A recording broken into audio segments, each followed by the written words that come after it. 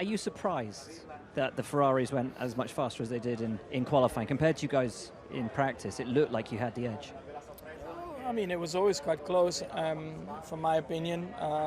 So I always knew that in qualifying it was going to be a close battle, and I think it was. And ultimately also, we looked at our car and where do we want to be quickest is normally for the race. And that's how we set up our car, also knowing that we have a penalty. So hopefully we can show that, of course, tomorrow. We haven't seen the grid yet, but if it works out like we imagine it will, by some incredible twist of fate, you lose one position and start fourth. No, I think P7. Yeah, I think there was some people are saying fourth, some people are saying seventh. Now you asked this morning, and there is I think it's been said 2 or 3 years ago, where you have to take your full penalty, and it doesn't matter if the people behind you also have a penalty. So it should be P7. Well, wherever you start tomorrow, it shouldn't matter anyway. Because you got the pace, right? You can do your to pass everyone up to P2, yes. And then it gets complicated. And then it gets a little bit more complicated, yeah. Do you think they've got the legs on you for the Grand Prix? I hope not. I have a good feeling, but we need to, of course, not lose too much time in the beginning of the race. Incredible pace from the team today. Was that in any way a surprise, given how fast Red Bull had looked in FP3? Yeah, a little bit. I must say that the pace was a bit of a surprise for us this weekend because we were pushing flat out and the times were coming a lot easier than in Spa. That is our nearest reference to here. And we were fast. I was very fast Q2, Q3, all the way through. It's a shame that I didn't get myself a shot at pole without a slipstream, but it's a good day for Ferrari, a good day for the team, great day for Charles, a great opportunity tomorrow. So I think we need to be happy. I know you're starting down the back. I don't know where I'm starting. No one does, don't worry about it. But you've got a car you can race. You've got a car you can fight with. Definitely. I think we have a great chance tomorrow of having fun during the race, but at the same time,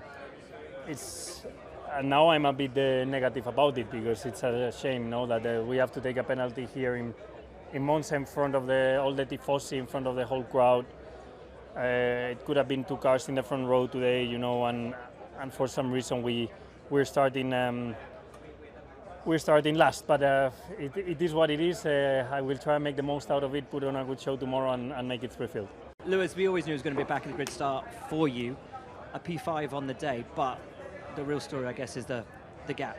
It was 1.8 at Spa, it's 1.5 today. It's the quickest lap of the year.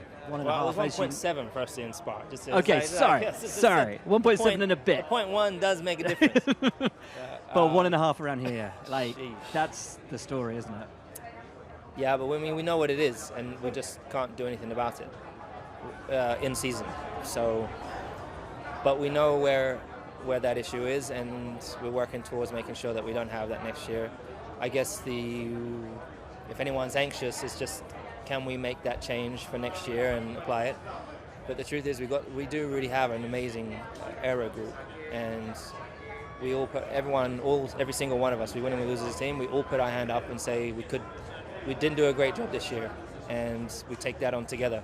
There's not one individual or one group that's more to blame than the other. But yeah, definitely coming to it's a frustrating season because the last race the car felt underneath us. All of a sudden, hey, this is a racing car, and then you go to here, and it actually doesn't feel bad, but we're just miles away. So that's mentally, that's kind of a hard one to get around. How do you do that then, going into the race tomorrow, knowing that you were the team to beat in Zandvoort and very, very nearly got a 1-2 out of it, to starting at the back with a car that doesn't have the pace that you need for the Grand Prix? You just always have to try and approach it regardless of the situation with the glass half full. And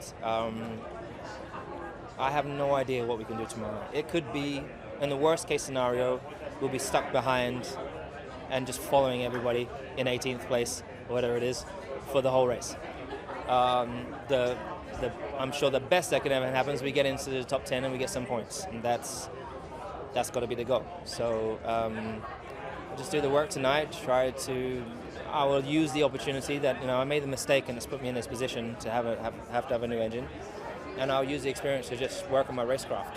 It needs work, so I'm going to brush up some of those damn cobwebs and get some good overtake maneuvers tomorrow if I can.